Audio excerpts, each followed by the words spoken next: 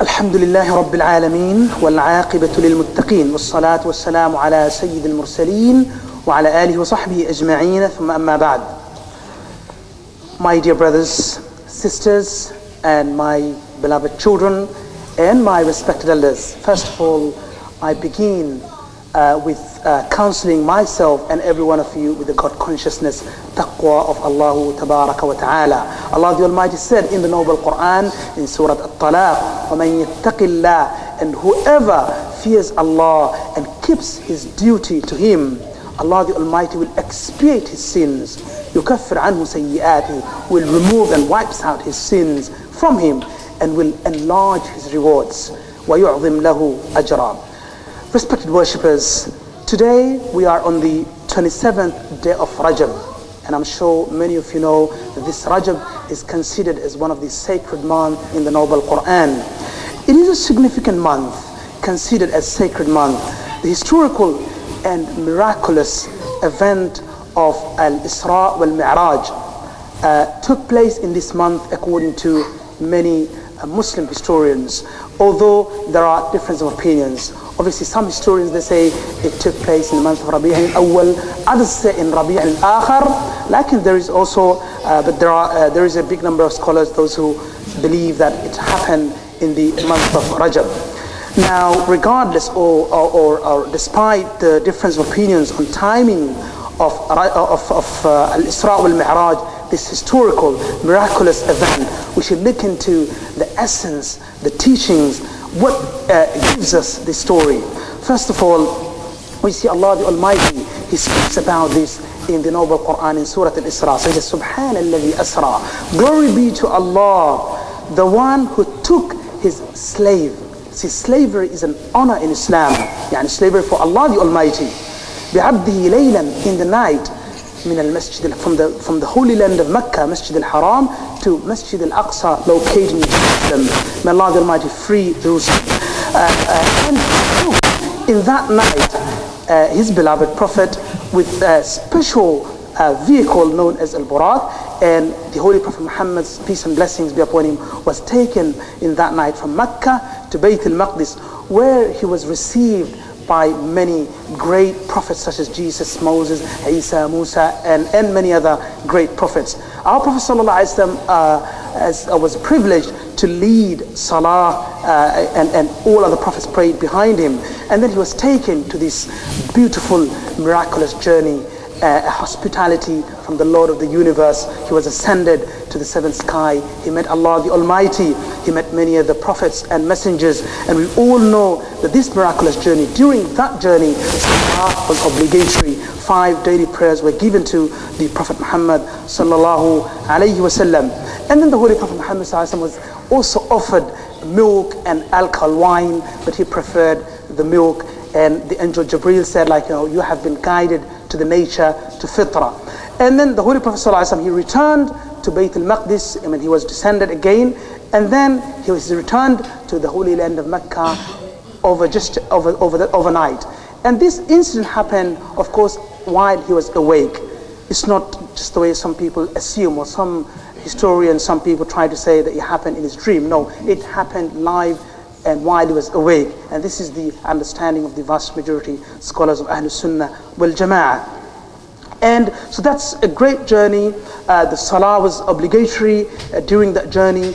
And you can imagine, Prophet ﷺ is given that privilege and honor to visit the sky, heavens, and visit his Lord, Allah the Almighty. And that is to also reassure and confirm his prophethood and his Risala, his revelation.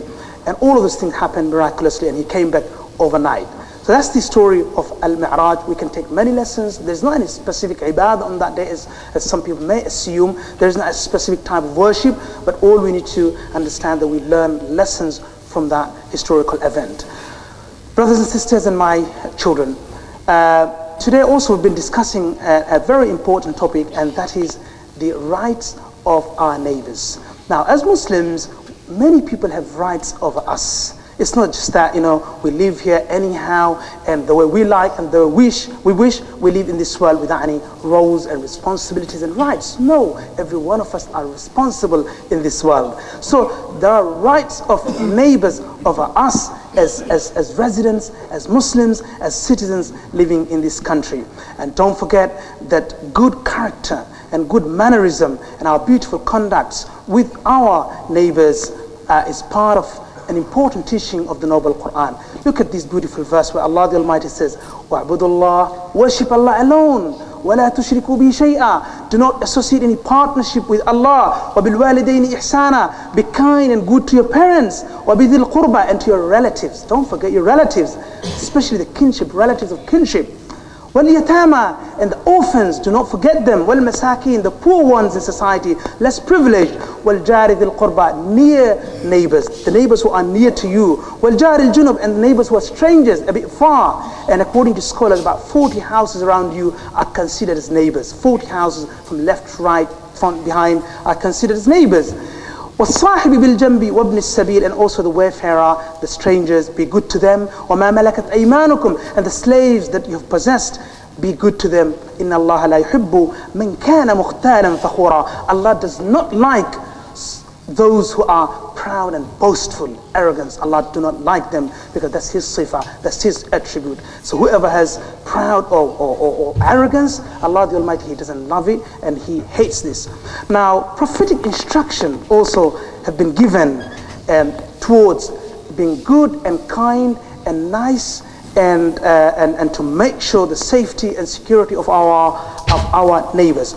Look at this beautiful teaching of Prophet ﷺ when he said, whoever believes in Allah and in the hereafter, then he must speak whether good or he must remain silent. He whether speaks good or remains silent. Yasmut.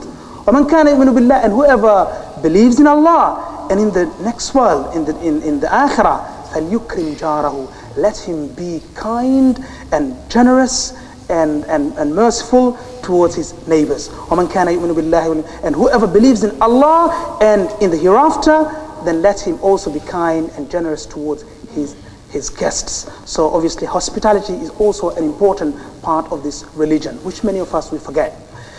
Our religion is a special, a unique religion. It's different to other religions in many different ways. One of the ways that our religion is a very social religion.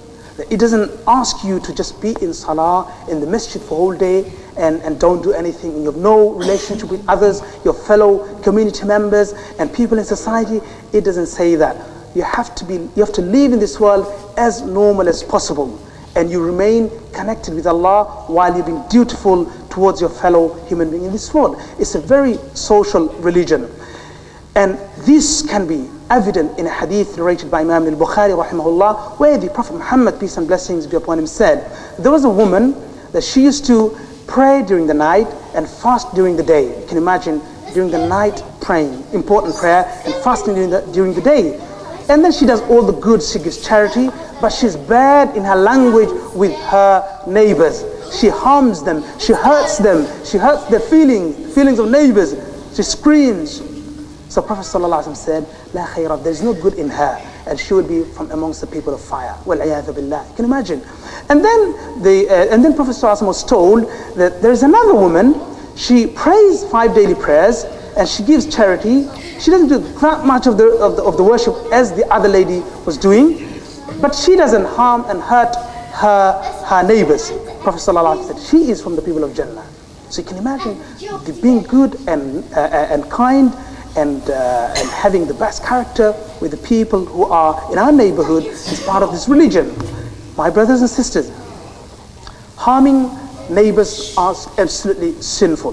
The Holy Prophet Muhammad ﷺ said, whoever believes in Allah and in the hereafter, then he must not harm in any way, whether verbally or actions or in any possible way, or even trying to reveal the secret of the neighbors and trying to go and be nosy and find out what's going on in the other house. All of those things must avoid if somebody believes in Allah and in the hereafter. And then Prophet ﷺ also said, he said Allah 3 times in hadith, mentioned in the book of Imam al-Bukhari, where he said, I swear by Allah, Wallahi la yu'min. I swear by Allah, this man or woman doesn't believe in Allah. And he said, Wallahi, 3 times. And then he said, the Sahaba companion said, who is that person? Then Prophet Muhammad, peace be upon him, said, الَّذِي لَا يَأْمَنُ جَارَهُ بَوَائِقَهُ, is the one who does not make sure the safety of his neighbors or her neighbors. Does not make sure the safety of his or her neighbors. And of course, we can do many things to be good to our neighbors. We can do in many different ways. And that's also very highly emphasized in the holy books of the Christianity and other religions too, being good and nice and kind to the neighbors. But we can do many things in order to fulfill the rights of our neighbors. Prophet Muhammad, peace be upon him, instructed in a hadith. He says to Imam Abu Dharr al-Ghifari radiallahu anhu, hadith in the book of Imam al-Muslim, he said, Ya Abu Dharr, if you cook anything, the curry, or if you cook any kind of food, فَأَكْثِرْ مَاءَهَا, especially curry, if you cook, then increase the water a little bit more. وَتَعَاهَدْ جِيرَانَ, and distribute amongst your neighbors. Try and give them something. So when we give to our neighbors, it's not just merely we've been good to them, but we're also getting rewards. It's a source of rewards. Our neighbors are a source of much rewards that we can attain and we can achieve. And another hadith, Prophet Muhammad said, he's talking to the women, saying, Ya Nisa al-Muslim, all believing women, all Muslim women, do not belittle giving anything. Do not belittle giving anything to your neighbors. Even it could be like some insignificant parts of the sheep, like tortoise of the sheep, something that is very insignificant. Don't feel bad or embarrassed to give to neighbors. Give whatever you can. Don't say, I'm not rich, I don't have much, or don't think like that, but give according to your best capacity. Of course, we can do these things in order to be good to our neighbors. We can also make sure the safety and security of our neighbors. But the most important thing we can do as neighbors in this country, that we can introduce our religion to our neighbors. And that's the best thing you can do. And that's the best gift that you can ever offer to your neighbors and to your fellow citizens here. We just don't possess a clear and very plain and absolutely clear creed, aqidah, but we also have beautiful character that has been taught by the noble Prophet Muhammad sallallahu alaihi wasallam, and those qiyam and this best of mannerism and character. And we can introduce Islam through this, through our actions, through our beautiful language, and through many ways we can introduce Islam to them. وَمَنْ أَحْسَنُ. And we live as a minority in this country. We all know our responsibilities. And I remember one of the scholars was saying that da'wah is the least prioritized thing to Muslims at this time. Meaning it's an unforgotten, it's a forgotten responsibility. Da'wah has become a forgotten responsibility to the Muslims that we forget. We just think that we're fine with our own prayers and worshipping, and we seek knowledge and we do all those things, but we don't want to share with others. And you can see why every prophet came to this world. Every messenger and prophet, why did they come? Did they come just to learn and worship by themselves, or they came to spread what they knew to other people? And the best thing we can do, none of us can say, I'm not a scholar, I'm not an imam, I'm not a sheikh, so I'm not responsible for that. Not every one of us can do this in our own ways. So, and one of the best ways we can do, we can introduce our neighbors to Islam. And another important thing, that also we be tolerant towards the harms and the hurtful actions that can be caused by some of our neighbors. Sometimes we are tested in many different ways. One of the ways we can be tested in this world is through some difficult neighbors. So if they're difficult, then let's also try and be tolerant and patient. And the rewards of patience are uncountable, and there is no any limit to the rewards of patience. Wa jazakumullah khairan. May Allah subhanahu wa ta'ala give me the ability to practice upon what has been said. And I hope we have learned something, and it's not about just learning. We can go and straight away put in practice, inshallah, from today, if not too late. وبارك الله فيكم. ربنا تقبل منا إنك أنت السميع العليم وتب علينا يا مولانا إنك أنت التواب الرحيم. اللهم يا حي يا قيوم برحمتك نستغيث أصلح لنا شؤوننا كلها ولا تكلنا إلى أنفسنا طرفة عين. اللهم اشف مرضانا ومرضى المسلمين وارحم موتانا وموتى المسلمين. اللهم أمنا في أوطاننا اللهم أمن أوطان المسلمين وجميع الأوطان يا إله الكون يا رب العالمين. اللهم اهدنا واهد بنا واجعلنا سببا لمن اهتدى. وحد صفوفنا واجمع كلمتنا، ألف بين قلوبنا وأصلح ذات بيننا. صلى الله وسلم على حبيبنا وشفيعنا ومولانا محمد وعلى آله وصحبه أجمعين. وأقم الصلاة.